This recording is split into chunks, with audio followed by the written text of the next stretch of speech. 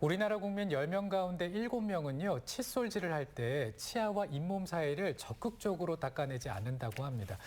그러니까 올바로 칫솔질을 하지 않는데도 이것이 문제라고 생각하는 분들이 많지 않다고 하더라고요. 이렇게 하잖아요, 이렇게. 그러니까요. 근데 이렇게 해야 된다고 하는데 이 제대로 칫솔질을 잘하는 게 올바르게 치아를 관리하는 기본이라고 하는데 네. 잘 모르는 분들이 많으셔서요. 오늘 건강하게 치아를 관리하는 방법, 어떤 방법이 있는지 살펴보고자 합니다. 네, 그래서 통합 치의학 전문의를 모셨습니다. 우승석 원장 스튜디오에 함께하고 있습니다. 어서 오십시오. 안녕하세요. 안녕하세요. 네, 대한치과학회가 칫솔질을 할 때 잇몸이나 치아 사이사이를 좀 적극적으로 닦는지 설문조사를 했는데 국민 10명 중 3명만 그렇다고 답을 했다고 합니다. 그러니까 이제 칫솔질을 제대로 안 하고 있다라는 건데 이것이 이제 치아 건강뿐만 아니라 전신 건강에도 영향을 미칠 수가 있다고요. 예, 맞습니다. 일단 치과에서 오시는 환자분들을 봤을 때에도 치아가 많으신 분들은 육안으로 봐도 굉장히 건강해 보이시는데 네. 없으신 분들일수록 뭔가 문제가 있어 보이시는 경우가 많죠. 그냥 쉽게 생각을 했을 때 잘 못 드셔서 일단 1차적으로 그런 문제가 발생하고 또 그뿐만이 아니라 국내 사망 5대 원인으로 알려져 있는 뇌, 심장 혈관 질환 그리고 당뇨병과도 밀접한 연관이 있습니다. 얼핏 들었을 때는 왜 치아가 이렇게 뇌와 심장에까지 연관이 있을까라고 생각하실 수 있는데요. 쉽게 말해서 치아는 혈관으로 하나하나 다 연결이 돼서 턱뼈에서 만나서 뇌와 중요한 심장을 통로로 통하고 있습니다. 네. 따라서 잇몸 질환이 생겼을 때 혈전이 얼마든지 뇌와 심장에도 영향을 줄 수 있다는 거죠. 뿐만 아니라 미국 심장협회에서 연구 결과를 발표를 했는데요. 네. 치아의 수와 심장 건강의 상관관계에 대해서 발표를 했는데 확실히 치아의 수가 적을수록 동맥 경화 확률이 높아진다고 합니다. 네. 치아로 가는 혈류가 감소하게 된다면 아무래도 뇌로 가는 혈류도 감소하고 그러다 보니 뇌도 타격을 받아서 알츠하이머에 이완될 확률도 높아지는 거죠. 뭐 거의 안 끼는 곳이 없다고 보면 되겠네요. 네. 네, 그렇군요. 이 치아 세균이 어느 정도 되나 제가 한번 보니까 네. 무려 500종이 넘어요. 오. 이 안에, 입 엄청나네요. 안에. 대단하죠? 네네. 네. 그래서 치아를 좀 잘 관리하시고 건강하게 관리를 하셔야 되는데 보통 333 법칙이라고 있잖아요. 네. 하루에 3번 식사하고 난 다음에 3분 이내 그리고 3분 동안 닦으세요. 네. 그런데 이거를 잘 지킨다고 다가 아니라면서요? 네, 맞습니다.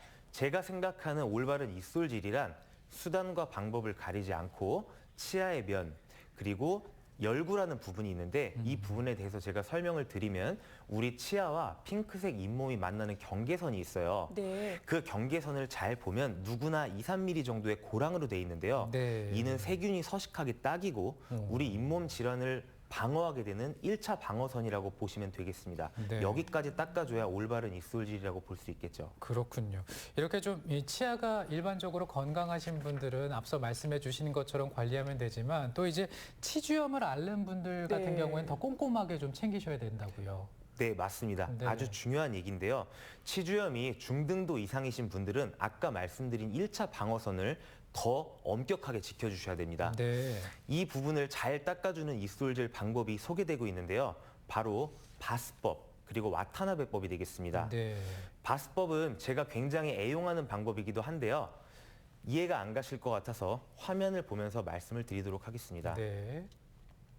자, 이렇게 봐주시면 입솔모를 아까 말씀드린 고랑에 위치시키고 거기서 몽글몽글몽글 진동을 줘서 아래로 쓸어내리는 겁니다. 쓸어내린다. 몽글몽글몽글 쓸어내리고 네. 반대로 아래 치아를 닦을 때는 위로 쓸어 올리면 되겠죠. 네. 예, 그리고 이제 두 번째로 와타나베법이라는 것이 있는데요. 네. 이것은 이쑤시개처럼 칫솔을 사용하는 방법이라고 보시면 됩니다. 네. 잘 이해가 안 가실 것 같아서 이것도 영상을 보면서 말씀을 드리겠는데요.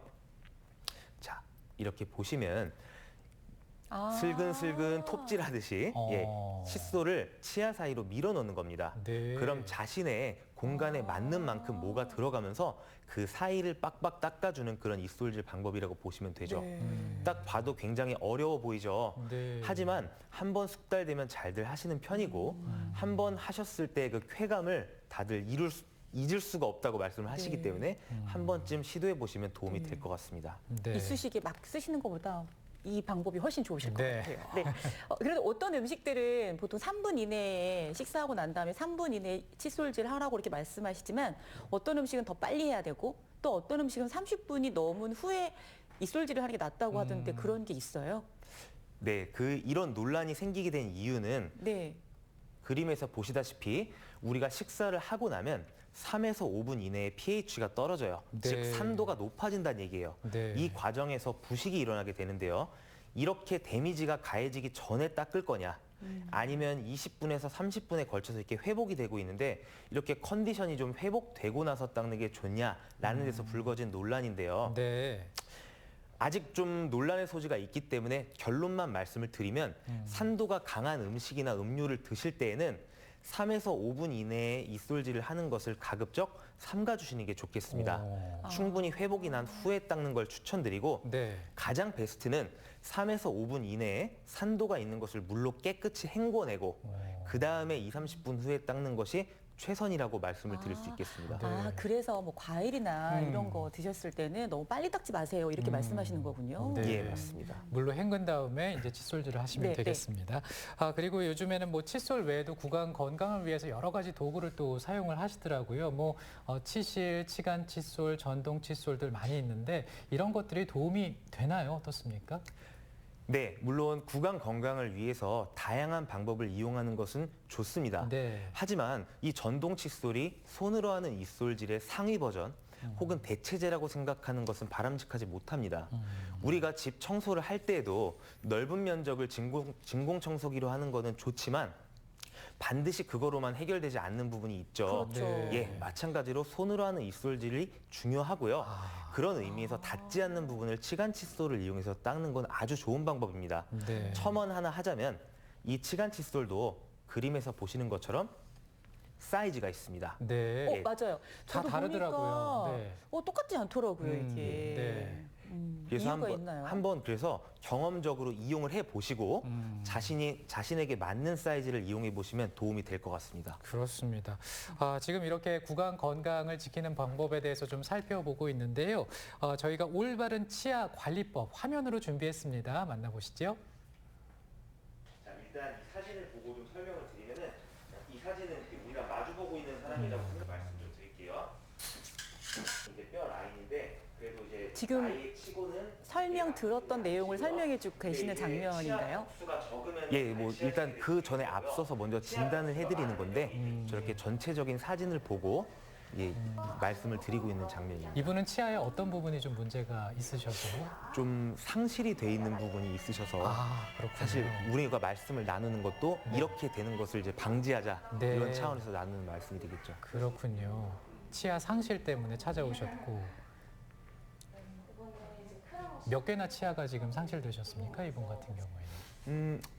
지금 네, 화면이 빠르게 지나가는데 네, 네. 한 3개 정도로 보이고 있고 네. 치아의 머리가 너무 많이 상실되게 되면은 네. 아무래도 살려쓰기 힘들다고 보셔야 되겠죠. 네, 저렇게 이제 칫솔질 하는 방법까지 이제 알려주시는 거군요. 네. 치아의 머리라고 한다면 이제 예를 들어 썩었을 경우 이런 경우도 포함되겠네요. 그렇죠. 썩은 경우도 그렇고 아니면 이제 사고로 인해서 파절이 일어나게 되는 경우도 마찬가지입니다. 네, 이럴 때 제일 두려워요. 맞아요. 치과 두려워서 잘 안 가시는데 사실 네. 자주 가셔야 되잖아요. 네. 여기 이렇게 바람 불었을 때 시리즈나 아르세가 좁아져서 그에 따라서 뼈 이식을 해야 될 수도 있어요. 말씀을 드렸거든요. 또 다르신 거죠, 환자분하고. 일 때문은 아닌 것 같고요. 평소에 물 때 좀 치아끼리 옆으로 현재 임시로 치료받고 계시네요, 그죠? 그러니까 치아 관리를 제대로 잘 못했을 여기 이렇게 때는 바람 불어서 병원에 갈 일이 많은 거죠. 여기도 똑같은 평소에 부분에 관리가 좀 중요하다고 충치 있다. 하겠습니다. 이렇게 알아두시면 될 것 같고 말씀하신 대로 이제 보험들 네. 네. 여러 가지 방법들 화면 통해서 만나봤는데요. 요즘 왜 워터픽이라는 게 있잖아요. 이런 워터픽을 사용해도 될까 궁금해하시는 분들이 많이 계시는데요. 네. 이런 구강 세정기가 도움이 될까요? 네, 이 구강 세정기라는 것은 쉽게 말해서 우리가 세차를 하러 갔을 때 고압 세차 기능을 통해서 차 위의 얼룩을 닦아내는 것처럼 구강세정기에서 나오는 물줄기를 이용을 해서 우리 치아에 있는 치태를 닦아내는 방법입니다. 네. 뭐 사용을 하는 데 있어서 특별히 주의할 사항이라는 거는 없는데요.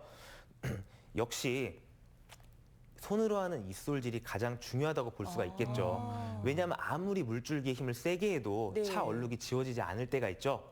그럴 때는 이제 손으로 지워주고 하셔야 효과가 있는 것처럼 입솔질이 선행이 돼야 할 겁니다. 네. 그리고 너무 센 압력으로 너무 치아에 가까이서 하는 것은 추천드리지 않습니다.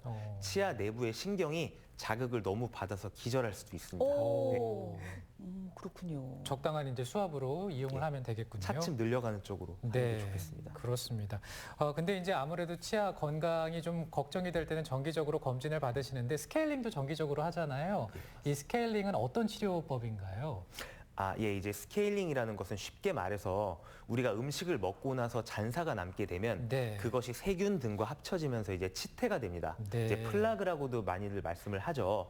근데 이제 이런 플라그가 제거가 안 되고 더 시간이 지나게 되면 그것이 미네랄과 합쳐지게 되면서 치석이 됩니다. 네. 근데 이거는 안타깝게도 집에서 열심히 닦아도 닦이지가 않죠. 그래서 부득이하게 치과에 방문을 해서 그것을 치과용 기구로 제거하는 것을 스케일링이라고 생각하시면 되겠습니다. 네. 스케일링은 그러면 1년에 한 몇 번 정도 받는 게 적당한가요? 가장 베스트는 2번이라고 알려져 있는데 네. 사실 1년에 한 번만 해도 저는 훌륭하다고 생각합니다. 또 그래요? 보험이 되기도 하고요. 네. 근데 간혹가다 너무 잇몸이 좋지 않으신 분들은 드물게 4에서 6개월에 한 번씩을 추천드리기도 합니다. 네. 자주 받는 거는 좋지 않나요? 사실 좋지 않다라기보다는 굳이 그렇게까지 안 하시고도 네. 충분히 입솔질로 커버가 되는 거죠. 네, 네. 그렇군요. 근데 이 스케일링을 하고 나면 깔끔하고 상큼한 느낌이 네, 드는 건 사실인데 네. 왠지 이가 약간 시린 것 같은 느낌도 맞아요. 들고 네. 또 물 마실 때 뭔가 시큰시큰한 느낌이 들어서 그렇습니다. 이거 잘한 거 맞나? 이럴 때가 있거든요. 이거 어떻게 해야 돼요? 이럴 때는 왜 그런 건지 궁금하기도 하고요.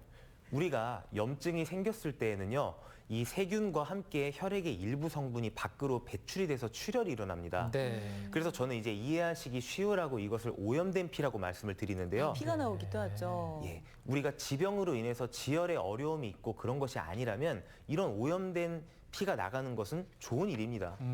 그리고 이제 시린 증상을 호소하게 되시는 것은 있던 치태가 없어지니까 치아의 옆구리가 시리게 되는 거죠. 네. 예, 하지만 춥다고 우리가 이제 아무거나 누더기를 입을 수는 없는 것처럼 네. 그런 걸 두려워하지 않고 과감하게 제거하셔야 되겠습니다.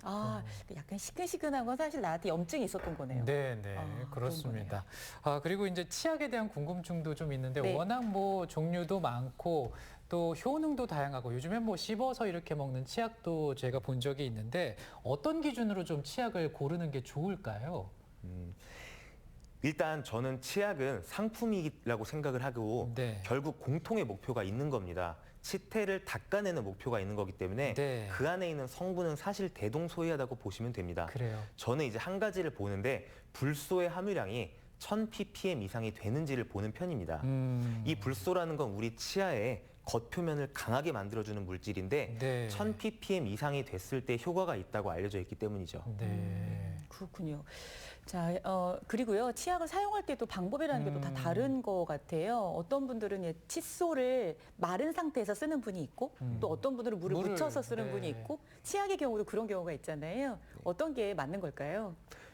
일단 물을 묻혀서 하는 것은 별로 추천을 드리지 않습니다. 왜 그러냐면 물을 묻히게 되면 치약에 있는 세정 성분이 희석이 돼요. 예, 따라서 가급적 물을 묻히지 않고 닦으시되 양치질 후에는 충분히 입을 헹궈서 이 성분을 배출해 주셔야 됩니다. 네. 이 성분이 우리 입을 텁텁하게 만들고 구강 내를 건조하게 만들기 때문이죠. 네, 그렇군요. 그 칫솔 같은 경우에도 오래 사용하면 좋지 않다라고 하는데 혹시 칫솔 그 사용 주기라는 게 있습니까? 네, 보통은 2, 3개월이라고 알려져 있는데요. 네, 네. 이렇게 그림을 보시는 것처럼 입솔모가 왼쪽처럼 정갈하게 모여 있는 것이 아니고 오른쪽처럼 이렇게 벌어져 있는 느낌이 난다면 그때는 교체해 주시는 것이 좋습니다. 네. 이때는 더 이상 이제 치태를 제거할 정도의 탄력성을 잃었기 때문이죠. 네.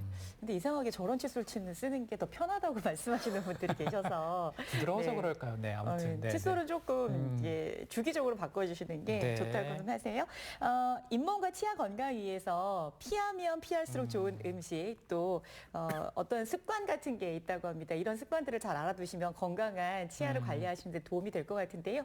어떤 음식 또 어떤 습관이 있을까요?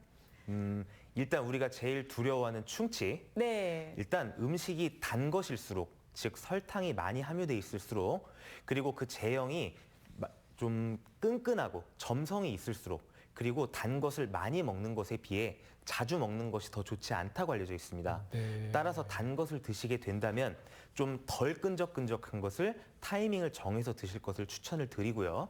그리고 이제 두 번째로 치아에 과한 힘이 가해지는 것은 결코 좋지 않습니다. 네. 예를 들어서 단단하고 질긴 것을 드시는 것은 그럴 수 있는데 그것을 옆으로 갈아서 드시는 분이 있으세요. 오. 근데 우리 치아는 이렇게 옆으로 가해지는 힘의 5배 이상 취약하다고 합니다. 네. 따라서 가급적 드시려면은 지그시 정자세로 드시고, 우리가 이제 이를 꽉 물거나 네. 아니면 이를 가시는 습관이 있는 분들이 계신데, 이 역시 너무 치아에 과한 힘을 가해기 때문에 치아도 결국 망가지게 됩니다.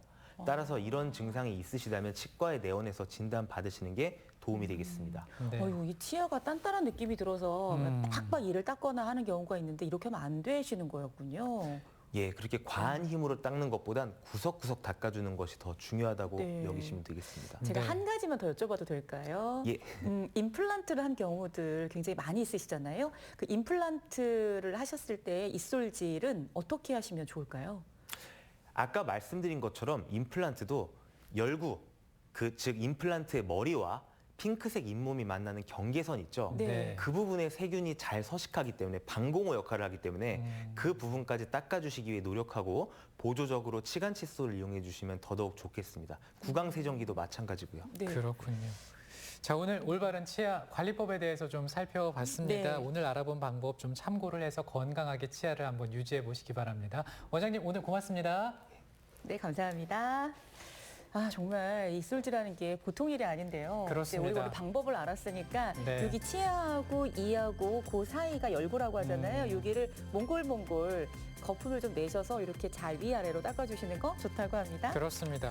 아, 그리고 이제 춥고 건조한 겨울철에는 피부에 좀 신경을 많이 쓰시잖아요. 그렇죠. 네. 아무래도 바깥 공기는 차갑고 실내 공기는 따뜻하기 때문에 이걸 번갈아 가면서 우리가 좀 마주하기 때문이죠. 네, 보통 실내를 어떤 정도로 이제 습도와 온도를 유지할까 이것이 네. 관건인데요. 18도에서 20도 정도가 좋고요. 습도는 50도에서 60도 정도로 유지해 주시는 게 가장 좋다고 합니다. 네. 춥다고 너무 잦은 목욕을 한다든가 사우나를 하시는 것도 피부를 건조하게 하기 때문에 조금 피해 주시는 게 좋다고 하고요. 네, 오늘도 건강한 하루 되시기 바랍니다. 저희는 내일 아침에 또 인사드리겠습니다. 함께해 주신 여러분 고맙습니다. 고맙습니다.